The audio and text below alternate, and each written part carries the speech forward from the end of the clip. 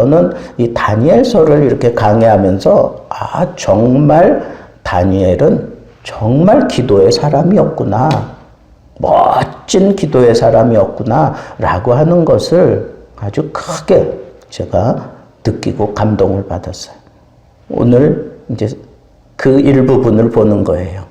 그런데 그 나이 많은 그 다니엘이 뭐 하고 있었느냐 하면 예레미야의 책을 읽다가 서책을 읽다가 하나님이 70년 만에 이 백성들을 구원하신다라고 하는 것을 깊이 깨달았다 그랬어요.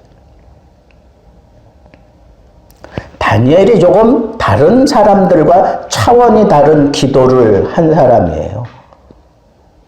첫째는 하나님의 말씀을 깊이 묵상하다가 그 뜻을 깨달았어요. 그 연수를 깨달았다 그랬어요. 예레미야의 책을 읽다가 이 예레미야의 책은 그 당시 하나님의 말씀이라고 우리가 이해해야 되겠죠. 그 하나님의 말씀을 읽고 묵상하다가 지금 나이가 많아요. 그런데 다니엘은 경건함을 잊지 않았어요. 잃지 않았어요. 근데 지금 어떤 때라 그랬어요? 예? 메대왕 다리오 원년이라 그랬으니까 여러분 이 메대왕이 바벨론을 정복하고 난 이후에 지금 다니엘의 모습을 보여주는 거예요. 다니엘이 그 바벨론 그 왕들을 거쳐가면서 얼마나 많은 일들을 당해요. 그런데 이제는 그 나라가 무너지고 그리고 새로운 왕국이 지금 시작됐어요. 이 얼마나 시대 상황이 격변하는 상황이에요. 뭐 많이 바뀌지 않겠어요, 그렇죠? 그런 상황 속에 다니엘이 뭐에 집중했어요? 하나님 말씀 읽는 일에 집중했어. 하나님 말씀을 읽다가 깨달았다니까. 여러분, 정말 차원이 다른 기도를 하는 사람은 말씀을 읽다가 깨달음이 생겨서 그 깨달음을 붙잡고 기도하는 사람이에요. 올해는 우리가 성경 일독을 하자고 그렇게 제가 말씀을 드렸어요. 그러면 여러분 성경을 읽다가 분명히 깨달음이 올 때가 있어요. 그러면 그 깨달음을 붙잡고 하나님 앞에 기도하세요. 그 기도를 하나님이 기쁘게 받으시는 거예요. 둘째는 그 다니엘의 그 기도가 이렇게 말씀을 통해서 깨달음을 얻었는데 지금 그때가 예레미야가 얘기한 70년이 한 1년 내지 2년 정도 남아있을 때예요. 그러면 이제 조만간에 이스라엘 백성들이 그 포로 생활에서 회복되고 자기 땅으로 돌아가잖아요. 그게 지금 코앞에 있을 때예요. 그걸 코앞에 느끼면서 다니엘은 백성들을 격려하고 위로하고 하나님의 이 징계의 때가 이제 끝났다. 이제 내년이면 아니면 후년이면 내후년이면 이제 우리는 우리의 고향으로 돌아가게 된다. 뭐 이러면서 선지자 역할을 하면서 이 하나님의 뜻을 막 전하기에 급급해야 되는데 그게 기쁨 아니겠어요? 그런데 다니엘은 그렇게 하지 않아요. 여기 보니까 통회와 자복을 하며 하나님 앞에 기도하겠다고 결심을 해요. 어떤 기도하겠다고요? 통회하는 기도하겠다고, 자복하는 기도하겠다고 결심을 한다니까? 아니, 정말 기뻐해야 되는 그런 순간인데 오히려 통회하고 자복하는 기도하겠다고 결심을 해요. 근데 통회하고 자복할 때 금식하고 베옷을 입고 죄를 덮어쓰고 기도하겠다 그랬어요. 그리고 간구하기로 결심해요. 여러분, 금식한다 하는 얘기는 뭐예요? 하나님이 내 생명이다 이거예요. 금식한다고 하는 건 그거잖아요. 하나님 아니고는 지금 이 상황을 해결할 분이 없습니다 하는 그런 목숨을 걸고 하는 게 그게 금식 기도예요. 죄를 무릅쓴다 하는 얘기는 뭐예요? 죄는 뭐예요? 다 꺼지고 아무것도 없잖아. 근데 그 죄를 뒤집어 쓴다는 건 뭐예요? 티끌 같은 나라도 나는 정말 하나님 앞에 티끌과 같은 존재입니다. 그러니 하나님이 나를 좀 구원해 주십시오. 그런 마음이에요. 또 베옷을 입는다. 이 베옷은 뭐예요? 예? 베옷은 뭐예요? 언제 베옷을 입어요? 구약 성경에는 이 베옷을 제사장들이 입었어요. 제사장들이 입었어요. 왜 베옷을 입었을까요? 주의 일에, 주의 그 사역을 하면서 땀 흘리지 말라고. 땀 흘리지 말라고 입는 거예요. 또 그런 상징이 있어요. 여러분, 주의 일을 하면서 내 의를 드러내지 말라는 거예요. 내가 막 땀 흘리면서 내가 이렇게 하니까 하나님 나를 좀 용서해 달라고 웃기는 소리 하지 말라 그래요. 그런 거 아니에요. 오로지 하나님의 그 판단과 하나님의 그 역사하심만 나는 바랄 뿐입니다. 내 의는 아무것도 없습니다 하는 그런 의미로 우리가 베옷을 입는다고 생각하면 좋습니다. 그러면 그렇게 해서 하나님 앞에 기도하기를 결심했어요. 그래 놓고 통회하고 자복하는 거예요. 그런데 여러분 5절 말씀을 보세요. 어떻게 자복했는지를 한번 봅시다. 여기 보니까 5절에 범죄했다 그랬어요. 범죄하여 내 하나님 여호와께 기도하며 자복하여 이르기를 우리 백성들이 우리가 범죄하여, 범죄했다라고 하는 건 빗나갔다 그런 뜻이에요. 하나님이 정하신 길에서 벗어났다는 거예요. 패역했다 그랬어요.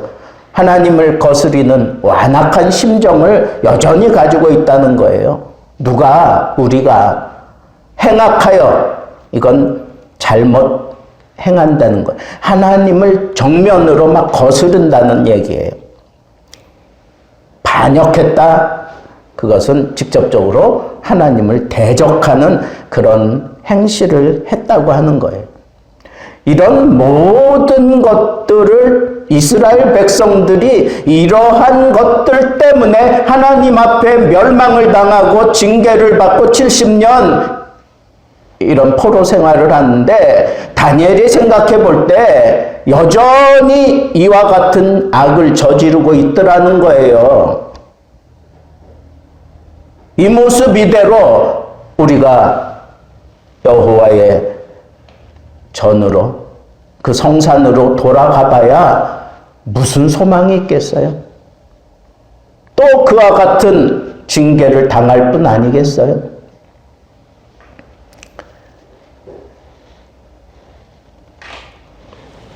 그래서 이 다니엘은 이제 구하옵나니 16절 보세요. 16절 주여 구하옵나니 그러면서 이제 구체적으로 하나님 앞에 기도하는 내용이 나타나요. 공의를 따라 주의 분노를 주의 성 예루살렘 주의 거룩한 산에서 떠나게 하옵소서.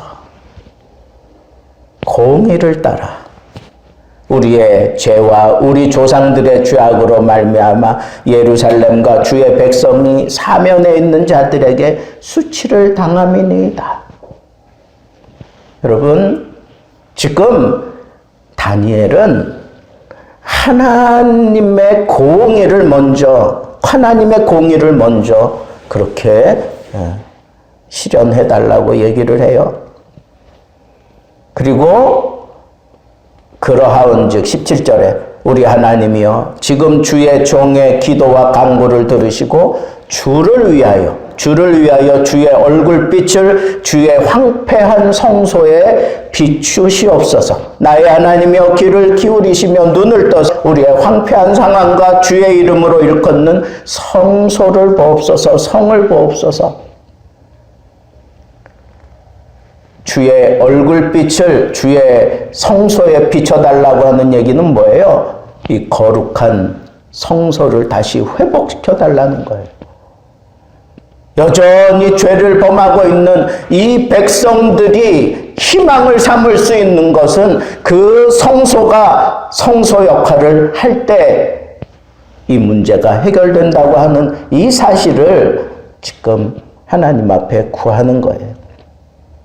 더 나아가서는 우리가 주 앞에 간구하옵는 것은 우리의 공의를 의지하는 것이 아니요 주의 큰 긍휼을 의지함이니다라고 얘기를 하고 있어요. 보세요. 우리의 공의를 의지한다면 우리가 하나님 앞에 어떻게 서겠습니까? 그죠? 하나님의 긍휼하심이 하나님의 그 용서하심, 긍휼하심, 자비하심, 은혜 베푸심 아니고는 우리가 하나님의 공의를 따라 살 수도 없고 하나님의 그 성소의 거룩한 모습으로 우리가 들어갈 수도 없습니다. 그러니 우리를 좀 긍휼히 여겨다옵소서. 긍휼이라고 하는 단어는 사실은 어머니의 애기 배예요. 자궁이에요, 자궁. 그 얘기는 뭐예요? 그 안에 아이가 있으면 그 어머니가 그 아이에게 온통 신경 써서 그 아이가 다치지 않게 하려고 안전하게 보호하는 그런 어머니의 심정, 그것이 바로 긍휼이에요. 그 아이를 지키려고 하는 그 어머니의 그 심정, 그게 긍휼이에요.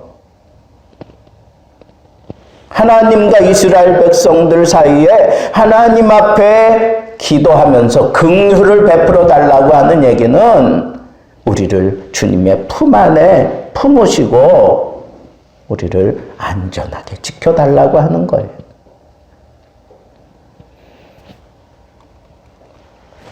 어떤 사람이 왜 우리가 뭐 통성기도하고 그럴 때 왜 주여 삼창하느냐고, 꼭 무슨 만세 삼창하듯이 왜 주여 삼창하느냐고, 그거 잘못된 거 아니냐고 막 그렇게 따졌나 봐요. 그랬더니 어떤 목사님이 이 19절 말씀을 들이밀면서 봐라, 여기에 주여 용서하소서, 주여 들으소서, 주여 행하소서, 그러지 않았느냐? 다니엘이 이렇게 기도하지 않았느냐고. 주여, 주여, 주여 이렇게 그랬다는 얘기가 있어요.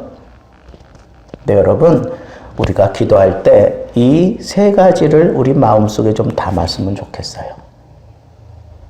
주여, 우리를 용서해 주십시오. 주여, 우리의 기도를 좀 들어주십시오. 주여, 우리를 온전하게 구원하시기 위해서 하나님 행해 주시옵소서 하는 그런 간절함이, 여러분, 앞으로 우리가 같이 이렇게 통성으로 기도할 때에는 이대로 하시면 돼요. 용서해 달라고, 내 기도를 좀 들어달라고, 그리고 하나님 내가 기도한 대로 속히 행해 주십시오. 그랬더니 하나님께서 응답하셨어요. 다니엘의 기도에 응답하셨어요. 어떻게 응답하셨습니까? 21절 보니까 가브리엘이 빨리 날아서 저녁 제사를 드릴 때쯤 내게 이르더니 요 대목 때문에 천사들이 이렇게 날개가 있나 보다 그렇게 생각하는 것 같아요. 그러니까 빨리 날아서 저녁 제사 드릴 때쯤에 내게 이르렀다. 이 얘기는 뭐예요? 그 해를 넘기지 않았어. 해가 지기 전에 왔다는 거예요. 하나님 앞에 기도했는데 그 하루가 지나기 전에 응답받았다는 거예요. 아주 속히 응답받았다는 거예요. 하나님 앞에 바른 기도하는 사람에게는 하나님께서 즉시 기도 응답하셔요. 내게 가르치며 내게 말하여 이르되 다니엘아 내가 이제 내게 지혜와 총명을 주려고 왔대요. 이건 통찰력을 얘기하는 거예요. 이 모든 상황을 한눈에 꿰뚫어 볼 수 있는 통찰력을 주려고. 여러분 기도하면서 우리가 하나님이 지금 내 기도에 응답하셨구나 이건 뭘로 알 수 있느냐면 그 어떤 문제를 가지고 기도하다가 그것을 바라보는 통찰력이 생겨요. 그러면 응답받은 거예요. 그 통찰력을 가지고 하나님의 뜻에 맞춰서 풀어가면 되는 거예요. 통찰력이 생겨요. 통찰력을 주려고 가브리엘이 왔다 그러잖아요. 근데 보세요. 다니엘 네가 기도를 시작할 즈음에 기도를 시작하자마자 명령이 내렸으므로 하나님이 명령을 내렸대요. 이제 내게 알리러 왔느니라. 여러분 가브리엘이 와서 통찰력을 주면서 이렇게 얘기를 하는 거예요. 네가 기도 시작할 즈음에 기도를 시작하자마자 하나님께서 나에게 명령이 떨어졌다는 거예요. 그래서 내가 빨리 이걸 너에게 알려주려고 왔다. 그렇게 얘기를 하고 있어요. 여러분 우리 기도가 좀 이래야 되지 않겠어요? 기도하는 대로 즉각 막 응답 받아야 되지 않겠어요? 별로 아닌가 봐. 아멘 하는 소리들도 없어. 그 다음에 두 번째는요. 여기 보니까 너는 크게 은총을 입은 자라.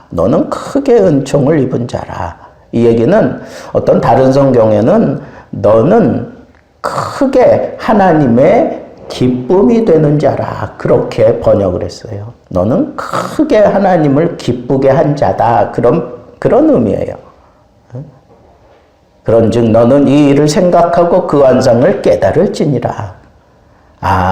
다니엘의 기도는 하나님을 크게 기쁘게 하는 기도였다는 거예요.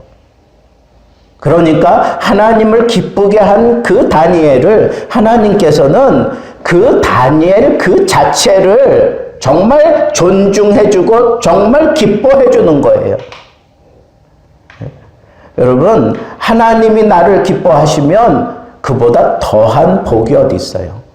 하나님이 나를 기뻐하신다면 이보다 더 큰 복이 어디 있냐고요. 여러분들 그런 찬양하지 않아요? 나 주님의 기쁨 되기 원하네. 나 주님의 기쁨 되기 원하네. 여러분 하나님이 여러분들을 기뻐하신다면 그런 존재로 하나님의 마음속에 여러분들이 부각됐다면 여러분들이 무슨 기도를 할지라도 하나님께서는 다 응답하셔요. 응답. 그런데 여러분 이 다니엘은 정말 수준 높은 기도, 차원이 다른 기도를 드렸어요. 근데 그 차원이 다른 기도, 높은 기도 할 수 있었던 그 원인이 뭐겠어요? 첫째는 하나님이 정말 이 다니엘의 이 기도를 들으면서 하나님이 기뻐할 수밖에 없었던 이유가 있어요. 그게 뭐냐?